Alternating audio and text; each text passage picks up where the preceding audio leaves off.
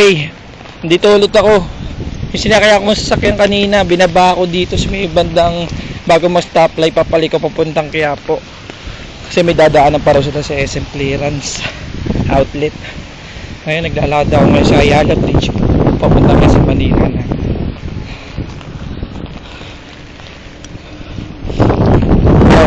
Yo, nandito ako ngayon sa tulay ng Ayala Bridge, naglalakad. The first time of history, pasok ko ng ganitong masamang panahon.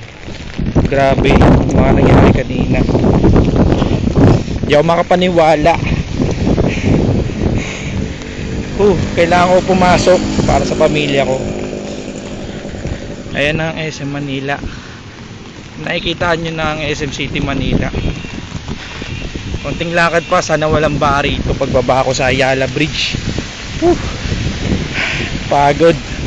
Ay, late na ako.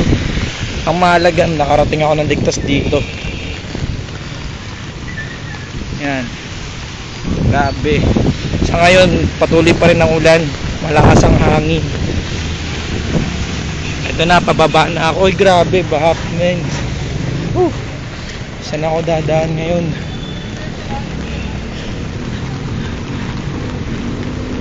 Bahap.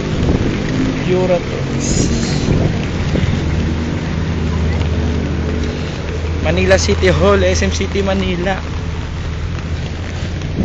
Paano makakadaan kung ganito ang daanan? Baka shit, man. Ay ako, ayan na. Sana may daanan. Okay, patay, wala.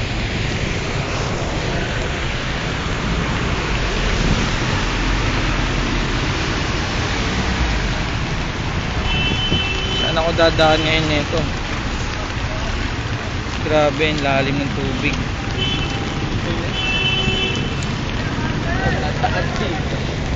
SM Manila rin? Oo. Late na tayo. Magkano hanggang SM?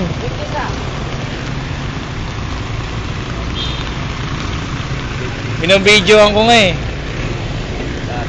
I-upload ko sa Facebook to.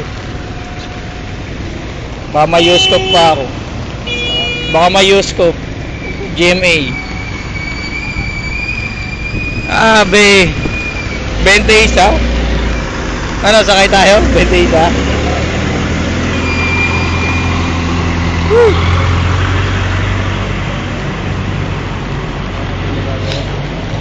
Tara, sakay tayo.